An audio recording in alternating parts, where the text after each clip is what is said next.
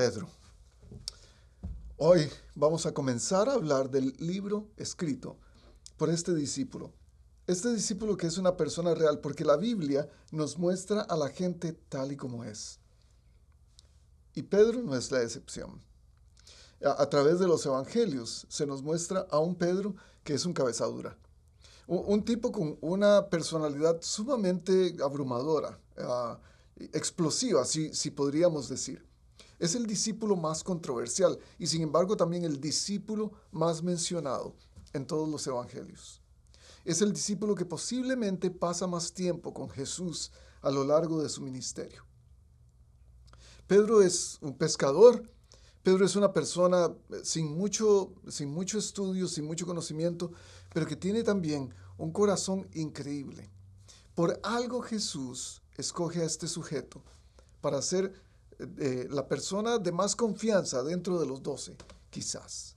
Pedro está presente cuando ocurre la transfiguración en el monte donde está Jesús y él ve a Moisés y él ve a Elías, posiblemente lleno de emoción y lleno ni siquiera puedo entender los sentimientos que pudo tener, lleno de pasión, lleno de pensamientos tan sencillos como él mismo. Es cuando le dice a Jesús, ¿por qué no hacemos una tienda de campaña para ustedes? Pedro es la misma persona que niega a Jesús en el patio de Anás. Pedro es la misma persona, la única persona, además de Jesús, que pudo caminar sobre el agua. Pedro es la única persona en la Biblia que trató de convencer a Jesús de no ir a la cruz. Este es un tipo excepcional. Él es el que está escribiendo el libro de Primera de Pedro. En esta nueva temporada, en esta nueva serie de sermones, vamos a hablar acerca de este tema, en la mira, porque estamos como en la mira, como este patito que usted ve aquí. Este es un juego de video que tiene muchísimos años en el mercado, que es mientras el patito sale de entre los matorrales, usted le apunta y puede dispararle al patito. Como esos patitos nosotros somos en el mundo. Porque no solamente la Biblia presenta a la gente tal y como es, la Biblia también presenta la vida tal y como es. La vida no es fácil. Y Pedro nos recuerda cómo los cristianos no estamos exentos ni de dolor ni de sufrimiento. Si la vida es dura para los que no creen en Jesús, también lo es para los que creemos en Jesús. Y la teología popular nos puede decir que no, que los cristianos estamos exentos de todo dolor y de toda preocupación y de todo sufrimiento, y eso no es cierto. Aún en el capítulo 8 del libro de Hechos se nos dice que los cristianos tuvieron que huir por la gran persecución que había en contra de ellos. El mundo nos tiene en la mira, ya sea filosóficamente, con ideas, ya sea de manera práctica, con cosas que el mundo hace y que quiere que nosotros hagamos y que nos critica por no hacer. El mundo nos tiene en la mira porque seguimos a un Dios que decimos que murió en la cruz y que resucitó al tercer día. El mundo nos tiene en la mira porque nos dice que por seguir a ese Dios somos fanáticos.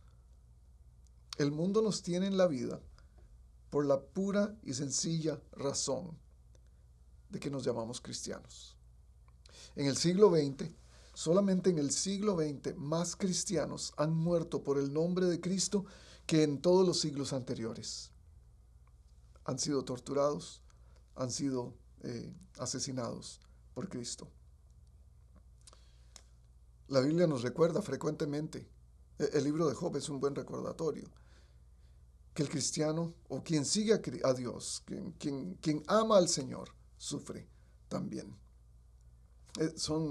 Tenemos que vivir a veces penas que no son traídas por nosotros mismos, sino solamente porque estamos en la mira de muchas cosas, en la mira del enemigo con mentiras, en la mira del mundo porque nos odian, aún en la mira del pecado, de las consecuencias del pecado que nosotros mismos tenemos. Cuando estamos en la mira del mundo, los problemas, la persecución, el dolor, aún la enfermedad, se nos viene a la mente una pregunta, y es la pregunta con la que quiero comenzar hoy. Es una pregunta básica con la que quiero comenzar, y es esta. ¿Dónde está Dios en medio del sufrimiento? Usted se ha hecho esa pregunta, yo me hago esa pregunta a cada momento. Me hice esa pregunta cuando una de mis mejores amigas en mis tiempos de adolescente fue asesinada. ¿Dónde está Dios en ese momento? ¿Dónde está Dios cuando un misionero que ha dado su vida para el Señor con tanto amor en la India, un ex compañero de seminario que tuve, cuando lo veo morir de cáncer pancreático? ¿Dónde está Dios en ese momento? ¿Dónde está Dios cuando un pastor que ha comenzado una iglesia con todo su amor, con toda la pasión del mundo por Cristo, en una villa en India, ve que el edificio que con tanto esfuerzo su iglesia y él construyeron para adorar al Señor está siendo quemado y destruido por fanáticos? Y no nos queda otra cosa que preguntarnos, ¿dónde está Dios en medio de ese sufrimiento? Para contestar esta pregunta, lo que podemos hacer es dos cosas. Y solo quiero comenzar con esto antes de empezar a hablar del texto. La primera cosa es ganar perspectiva. ¿Qué significa perspectiva? Perspectiva es el punto de vista a través del cual ves las cosas. El lugar en donde estás para ver las cosas. Muchos de nosotros estamos siempre en el mismo lugar para ver los problemas, para ver las bendiciones, para ver las aflicciones, para ver las dificultades de la vida, las enfermedades, para ver el trabajo. Estamos en el mismo lugar y nos cuesta cambiar de lugar, cambiar de posición para poder ver eso de una manera diferente. Es solamente movernos y poder apreciar el mismo problema, la misma situación, el mismo dolor, pero desde diferente ángulo. Eso no es fácil de hacer, porque muchos de nosotros no estamos conscientes que necesitamos hacerlo. Algunos de nosotros no tenemos la capacidad de movernos del lugar donde estamos y entonces la vida se ve solamente desde una perspectiva.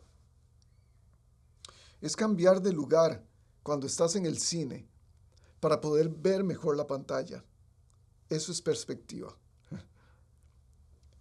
Las cosas de lejos, vistas de lejos, se pueden ver de una manera más amplia que si estás a 2 metros de distancia.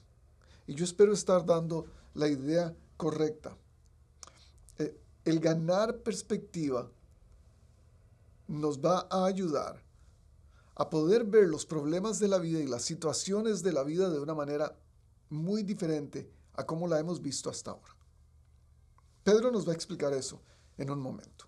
Pedro nos va a dar la idea de cómo podemos hacer eso. Un ejemplo que se me viene a la mente es el criado, el amigo de Eliseo en el libro de Segunda de Reyes, porque él está viendo a los ejércitos enemigos que vienen y le dice a Eliseo, nos van a matar, estos ejércitos vienen por nosotros. Y Eliseo le dice, o hace una oración y le dice al Señor, abre los ojos de él, de Giezi, para que pueda ver lo que no ve. Y entonces le da perspectiva. Y la perspectiva es que los ejércitos de Dios eran más grandes que los ejércitos contrarios. Esta es la primera cosa, ganar perspectiva. El tener un lugar diferente para poder ver diferentemente la situación a través de la cual estamos pasando. Y la segunda cosa es tener un plan. Hoy no nos vamos a detener en este plan. Pedro nos va a hablar de esto, esta carta de Pedro nos va a hablar de este plan más adelante, pero eso vamos a tener tiempo en las próximas semanas para hablar acerca de cómo mientras estamos en la mira del mundo, del pecado, del dolor, cómo podemos hacer para sobrellevar esto y también ganar la batalla sobre esto. Pero ahora que hablemos del pasaje, vamos a empezar hablando de Primera de Pedro, el primer capítulo de Pedro, el capítulo 1 de los versículos 1 en adelante, creo que son del 1 al 9, y ojalá que usted tenga su Biblia para poder estudiar con nosotros. Esta es una nueva serie, en la mira, estamos en la mira del mundo, estamos en la mira del pecado, estamos en la mira del dolor, estamos en la mira de las calamidades de la vida. Usted sabe de lo que estoy hablando porque usted está detrás de esa cámara posiblemente pasando por algo en particular que le hace a usted preguntarse, ¿por qué? ¿Dónde está Dios a través de toda esta situación? Empecemos leyendo. Pedro, apóstol de Jesucristo. Ya hablamos de Pedro, el discípulo más relevante, si usted quiere decirlo, en todos los evangelios, en la trayectoria ministerial de Jesús. Pedro, apóstol de Jesucristo. La palabra apóstol significa alguien llamado a una misión particular. Los apóstoles en el Nuevo Testamento, los apóstoles de Cristo, que son los 12 apóstoles, fueron llamados directamente por Jesús y eso les da el título de apóstoles. Apóstol trae la connotación de que han sido llamados personalmente para llevar a cabo una función. Es por eso que muchos dicen que hoy en día el título de apóstol no necesariamente aplica para algunas personas. Y sin embargo, yo creo que todos tenemos un apostolado, una misión apostólica. El Señor nos ha llamado a cumplir el mandato de ir y predicar el Evangelio a todas las naciones, a traer el reino de los cielos a la tierra. En fin, Pedro, apóstol de Jesucristo, a los elegidos, extranjeros, dispersos por Ponto, Galacia, Capadocia, Asia y Bitinia. Pedro está hablando de la misma área geográfica en la que estábamos basados en Apocalipsis. Es esta parte de Asia, donde hay muchas iglesias. Por supuesto, Apocalipsis se centró en 7 iglesias particulares. Pedro está hablándonos del área en general. Y está diciendo que esta gente a la cual él está escribiendo son elegidos, y de ahí la parte... Me encanta porque él está diciendo, yo soy apóstol, yo fui elegido directamente por Jesús, ustedes han sido elegidos por él, tal vez no personalmente, pero ustedes han sido elegidos por él. Él los escogió desde la fundación del mundo, dice Pablo en una de sus cartas. Pero después dice, elegidos extranjeros, dispersos.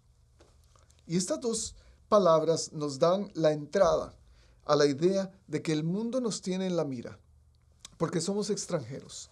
Los extranjeros se ven diferentes, los extranjeros hablan diferente, los extranjeros tienen costumbres diferentes. ¿Usted es extranjero por Cristo o está demasiado acomodado a este mundo que ya parece uno del resto? Esa es una buena pregunta para nosotros hoy. La segunda es dispersos. Son extranjeros dispersos. Esta dispersión nos hace pensar que estamos por muchos lugares. El ser extranjero nos lleva a lugares donde nosotros ni siquiera hemos pensado. Esto tiene una implicación. La implicación es que donde estemos llevando nuestra extranjería, si queremos ponerlo de esa manera, deberíamos representar a la patria de donde venimos. Y esta patria es la patria para la cual fuimos elegidos por Dios. A los elegidos, extranjeros dispersos por el Ponto, Galacia, Capadocia, Asia y Bitinia, según el conocimiento previo de Dios el Padre, mediante la obra santificadora del Espíritu, para obedecer a Jesucristo y ser rociados con su sangre. Que abunden en ustedes la gracia y la paz. Y me encanta que Pedro, en palabras que no incluyen el término Trinidad, nos da un cuadro de la Trinidad de Dios. El Padre, el Hijo y el Espíritu Santo. El Padre conociéndonos previamente. El Espíritu Santo obrando, santificándonos a nosotros día con día. Y Jesucristo siendo el símbolo de nuestra obediencia, pero también el Dios que nos perdona a través de su sangre. Bendito sea Dios, versículo 3. Bendito sea Dios, Padre de nuestro Señor Jesucristo, por su gran misericordia, nos ha hecho nacer de nuevo mediante la resurrección de Jesucristo entre los muertos, para que tengamos una esperanza viva. Este es el tema en el libro de Pedro, una esperanza viva. Cuando estamos en la mira del mundo, ¿qué más necesitamos sino una esperanza viva? Y recibamos una herencia que no se puede destruir, contaminar o marchitar. Tal herencia está reservada en el cielo para ustedes. Ustedes, a quienes el poder de Dios protege mediante la fe hasta que llegue la salvación que se ha de revelar en los últimos tiempos. Este versículo 5 es clave. Entonces, Pedro nos está diciendo que nosotros deberíamos tener una esperanza viva. Algunos tienen esperanzas, pero las esperanzas son muertas. Algunos ponen su esperanza en sueños que no son sueños reales. Algunos tienen sueños de cristal, que ni siquiera se ven y se desvanecen con el tiempo. Pedro está diciendo, una esperanza viva se mantiene de esta manera. Cuando el poder de Dios los protege a través de su fe, de la fe que Él da, para que ustedes esperen su salvación. Este es el proceso que veo en ese versículo 5. El poder de Dios nos protege porque queremos recibir esa esperanza eterna y esa herencia. Y nos está protegiendo. Y que la paz de Dios que traspasa todo entendimiento, guarde sus corazones y sus pensamientos en Cristo Jesús, es lo que dice Pablo.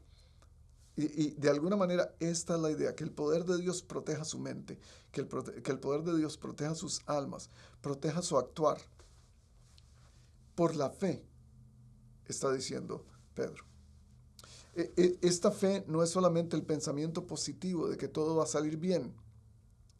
Y me encanta la idea de cómo Pedro lo está poniendo. El poder de Dios protege mediante la fe. Y tu fe no es lo que te hace sentirte positivo acerca del futuro.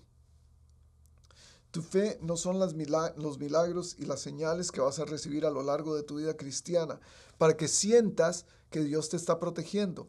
La idea no es sentirse protegido por Dios. La idea es saberse protegido por Dios, tener esa certeza. Y solo a través de la fe podemos hacer eso, porque tenemos la certeza de lo que no vemos. Ese poder que Pedro está diciendo que nos va a proteger, el poder de Dios que nos va a proteger, no es un poder milagroso y maravilloso. No es un poder de lo que nosotros queramos que nos ocurra, sino es un poder que espera hasta que la salvación llegue. Es la capacidad de obedecer. Nuestra fe es la capacidad de obedecer a través de ese proceso. ¿Para qué? Para esperar nuestra salvación, para tener la convicción de que vamos a ser salvos. De hecho, la salvación se divide en 3 aspectos, teológicamente hablando. Déjenme ponerme un poco técnico aquí. Teológicamente hablando, la salvación se divide en 3 términos. Fuimos salvos en la cruz. Él nos hizo salvos en la cruz. Hoy seguimos siendo salvos constantemente porque la obra salvadora de Cristo sigue trabajando en nosotros y seremos salvos eternamente a la venida de Cristo. Esa es la meta de la fe. Esa es la promesa que vale creer. Esa es la esperanza de los seguidores de Jesús. Que el poder de Dios nos protege a través de la fe, hasta que veamos nuestra salvación completa. Versículo 6. Esto es para ustedes motivo de gran alegría.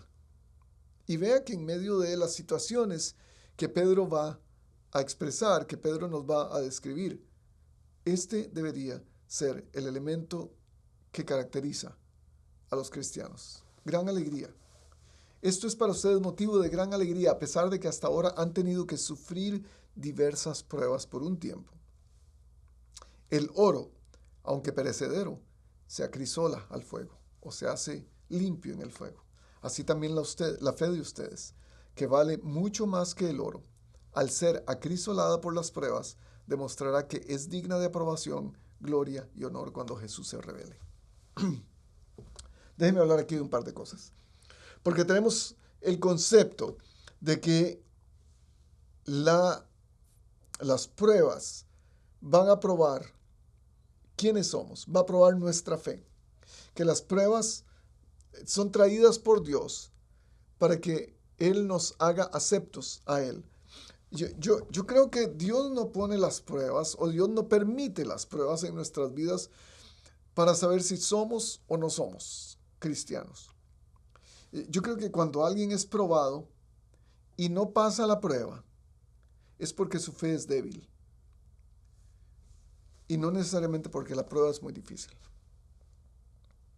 La prueba está delante de nosotros cada momento y usted sabe de lo que estoy hablando. Usted acaba de ser probado antes de ver este video. Usted ayer fue probado mientras venía para la casa manejando, o en el trabajo, en la oficina, fue probado de diferentes formas. La prueba no está ahí para demostrar cuán débil usted es, sino para hacernos entender que nuestra fe debe estar constantemente fuerte a través del poder que Dios nos está dando. Recuerda el versículo 5. Y entonces Pedro dice esto: ustedes lo aman a pesar de no haberlo visto. Y aunque no lo ven ahora, creen en Él y se alegran con un gozo indescriptible y glorioso. Y este es mi punto del sermón de hoy. Y por eso lo llamé a pesar de no haberlo visto. Porque algunos de nosotros no vemos el final de la prueba. Cuando estamos en medio de la prueba no podemos ver el final del túnel. Eso es lo que más nos cuesta. Cuando estamos en medio de la circunstancia no podemos ver quién está caminando con nosotros. Y a pesar de eso, Pedro dice: yo lo vi, yo lo conocí, yo anduve con él. Ustedes no lo conocieron, pero le aman. Su fe es quizás más valiosa que la mía, puede decir Pedro. Y es ahí donde usted y yo guardamos una herencia increíble que Dios nos está dando. Es la herencia de la bendición, de amar a Jesús, de creer en Él, a pesar de que nuestros ojos físicos no lo han visto.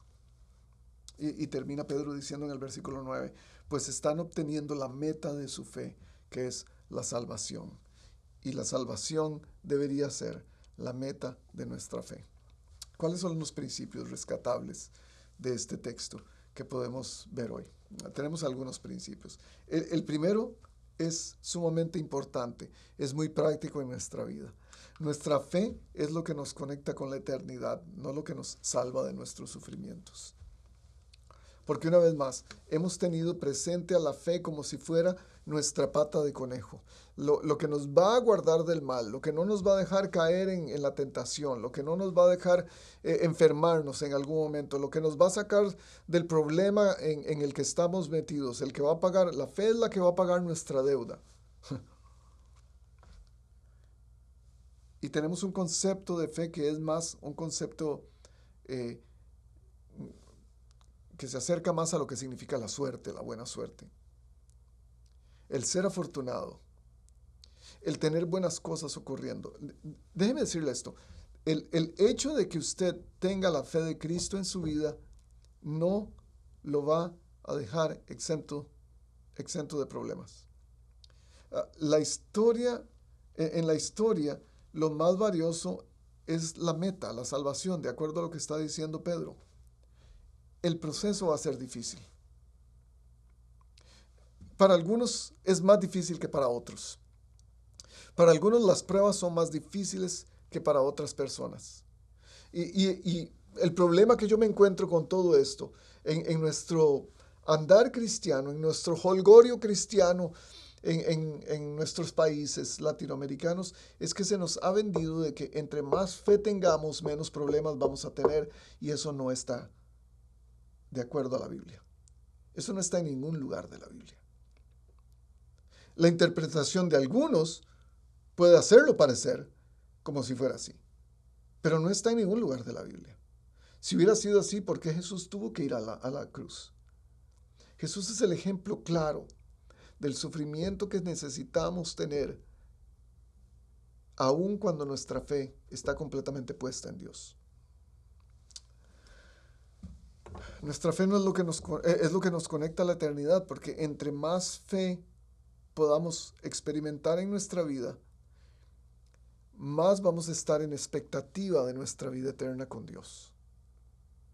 Esa fe es el canal que nos une con Jesús, es el canal que nos dice: yo confío en quien tú eres, en lo que has hecho, en tu palabra. Y si confiamos en eso, podemos entender que la vida eterna es nuestra, porque Él la ofrece. Ahora, esta fe nos da perspectiva. Nos da perspectiva en cuanto a un par de cosas. Nos da perspectiva acerca de nuestra salvación.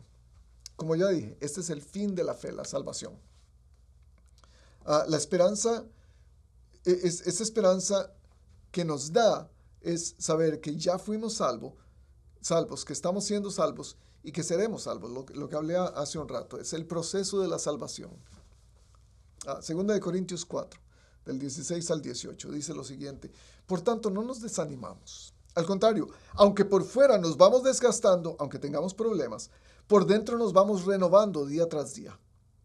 Pues los sufrimientos ligeros y efímeros que ahora padecemos producen una gloria eterna que vale muchísimo más que todo sufrimiento.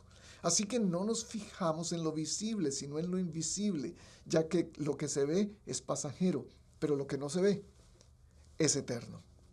Y esta parte nos llama la atención de una manera increíble, porque cada vez que usted y yo sufrimos, no estamos enfocados en lo que está haciendo esto en nuestra salvación, estamos más enfocados en lo que está haciendo esto en nuestra vida ahora mismo. Y eso nos hace perder perspectiva. Y la perspectiva de la fe nos dice: tenga la idea de que cada cosa que a usted le pasa, cada problema, cada sufrimiento, cada lágrima que usted derrama, está llevándolo más cerca de su salvación. De la misma manera, cada alegría, cada triunfo, cada batalla ganada, por supuesto, es un balance. El cristiano no está hecho solamente para ser miserable, para que vaya de la patada y que sufra todo el tiempo. Esa no es la idea. Pero como estamos hablando que estamos en la mira del mundo, en la mira del pecado, en la mira de los enemigos de la fe, en la mira del sufrimiento, estamos diciendo que hay algo más allá de estas circunstancias, y es el gozo de nuestra salvación. Romanos capítulo 8, del versículo 18 en adelante dice: tengo por cierto que las aflicciones del tiempo presente no son comparables con la gloria venidera que en nosotros ha de manifestarse. Porque en esperanza fuimos salvos. ¿Recuerdan? Una esperanza viva. Pero la esperanza que se ve no es esperanza, porque ¿quién espera lo que ya puede ver? Pero si esperamos lo que no vemos, con paciencia lo guardamos. Y en medio de su situación, ¿qué es lo que usted no puede ver? Y en medio de su problema, ¿qué es lo que no ha logrado identificar? Porque algunas de estas cosas no son identificables a la vista normal del ser humano. Algunas de estas cosas solo se identifican espiritualmente. Quiere decir que nuestra salvación necesita una perspectiva diferente a la hora de estar en situaciones difíciles. ¿Cuál es la suya?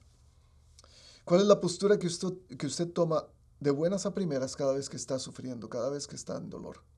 Una de las alternativas más comunes cuando estamos en dolor, cuando estamos en desesperación, cuando estamos en problemas, es enojarnos. Yo y usted somos culpables de eso. Nos ha pasado una y otra vez. Y sin embargo, ¿cuántas veces hemos parado en el momento de nuestro sufrimiento, hemos parado en el momento de nuestro dolor y hemos dicho: un momento, ¿cuál es la perspectiva eterna de este sufrimiento? Una buena práctica para hacer. La segunda perspectiva que la fe nos da es en cuanto a eso, exactamente, a nuestro sufrimiento. Porque no es solamente nuestra salvación, lo que está ocurriendo en nuestra vida para llevarnos a ver nuestra salvación total. Pero este es el asunto con nuestro sufrimiento. No podemos explicar a ciencia cierta por qué ocurre. Pedro no lo hace. No podemos explicar por qué sufrimos, por qué lloramos, por qué nos caemos y dolemos, por qué nos abandonan. No podemos explicar por qué un divorcio. No podemos explicar por qué una enfermedad terminal. No podemos explicar esas cosas, pero podemos verlos en perspectiva. Y Jesús lo dijo de antemano, Juan 16:33, en este mundo tendrán aflicciones, pero anímense. Una vez más viene la palabra, anímense, cobren ánimo, tengan alegría. Yo he vencido al mundo. dice Jesús. Estas palabras nos ayudan en un momento, pero pocas veces paramos para cambiar de perspectiva, para cambiar de lugar y poder ver nuestro problema desde ahí. Pablo sabía de lo que estaba hablando. Cuando dijo en 2 Corintios 11, he trabajado más arduamente, he sido encarcelado, he recibido azotes, he estado en peligro de muerte repetidas veces. 5 veces recibí de los judíos 39 azotes.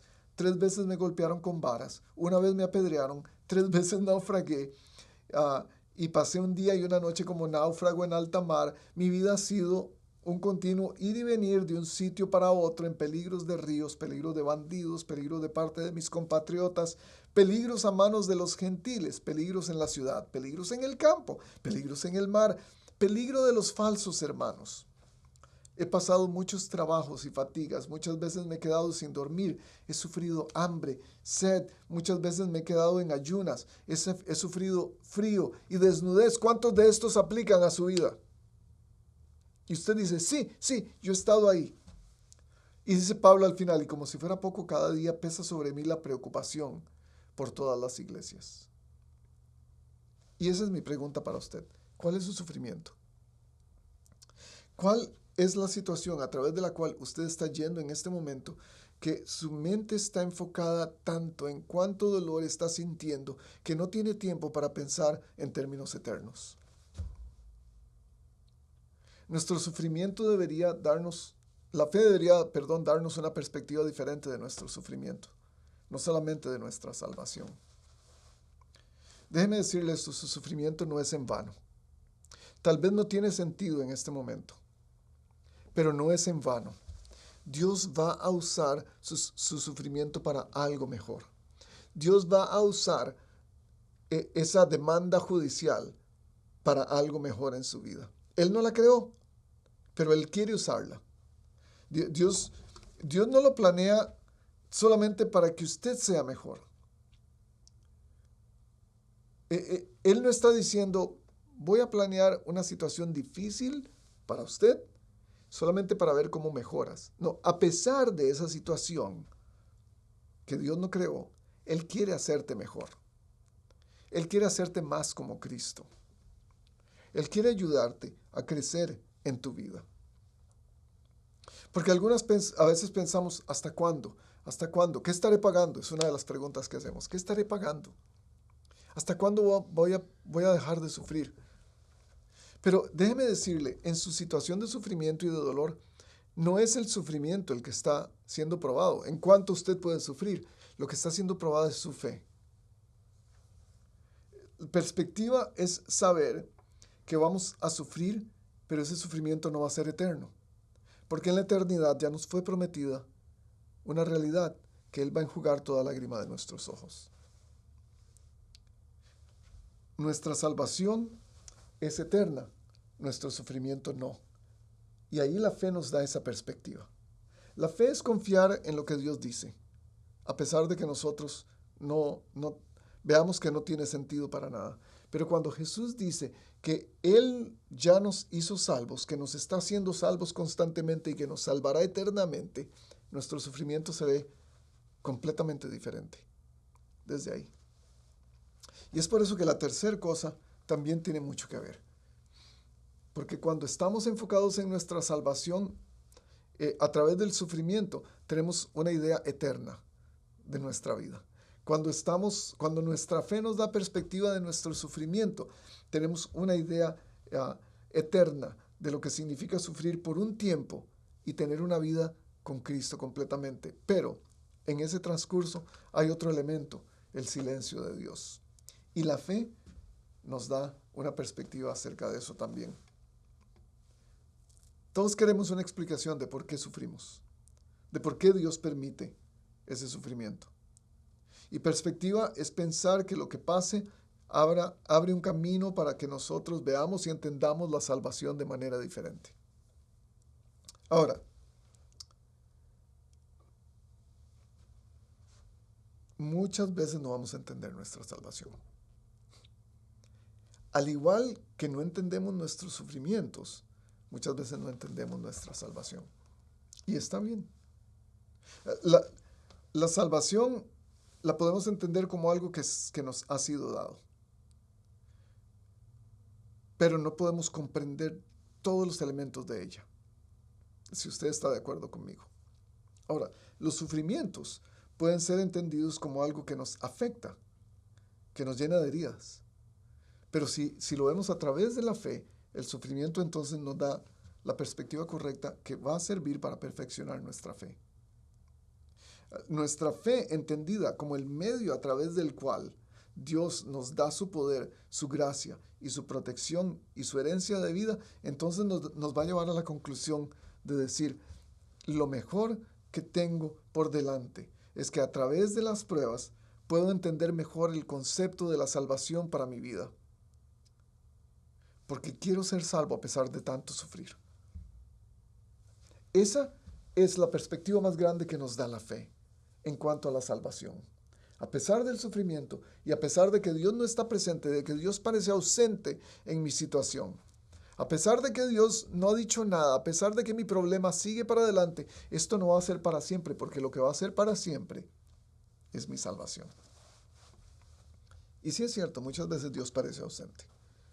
Dios parece estar en silencio. Y algunas veces cuando Dios parece estar en silencio, yo me pregunto si Él está solamente dándonos un ejemplo de lo que nosotros también deberíamos hacer. El Señor está en su santo templo, dice el profeta en el Antiguo Testamento. Calle delante de Él toda la tierra. Y a veces estamos tan ocupados en nuestro sufrimiento, diciéndole y repitiéndole a Dios de qué se trata nuestro sufrimiento, que no tomamos un momento para callar y tratar de escucharlo a Él. A veces cuando Dios calla, solamente nos está diciendo, sigue mi ejemplo, calla conmigo. Y entonces nos quedan dos preguntas en todo esto. Porque yo sé que usted ha tenido tal vez una vida difícil. Yo sé que usted ha tenido un año difícil. Yo sé que usted ha sufrido varias pruebas. Y algunos de nosotros a través de estas situaciones, lo único que hacemos es preguntarnos, como lo dije al principio. Y la primera pregunta que podríamos tener es esta: ¿por qué cosas malas le pasan a la gente buena? Generalmente preguntamos eso asumiendo que nosotros somos la gente buena. A veces lo vemos en otras personas.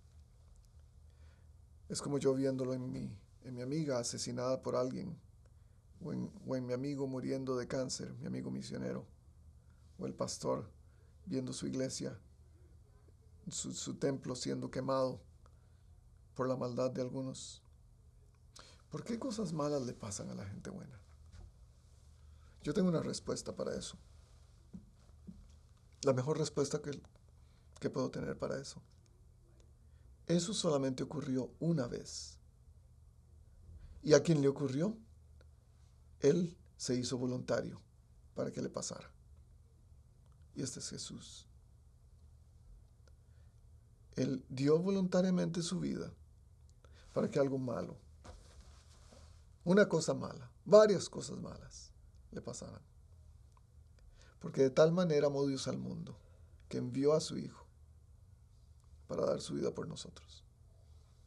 Es el mensaje de Juan 3:16. Pero entonces nos queda la segunda pregunta. ¿Y dónde está Dios cuando sufrimos? Entonces, ¿dónde queda eso? ¿Cómo es que sigo sufriendo y no siento que Dios está conmigo? ¿Cómo es que sigo sufriendo y no siento la compañía de Dios? ¿Cómo es que sigo sufriendo y me siento más solo que nunca? Y usted debe estar pensando eso detrás de la cámara, tal vez, hoy. Y la respuesta más clara para mí en todo esto es, ¿dónde está Dios cuando sufrimos? Él está en la cruz sufriendo con usted.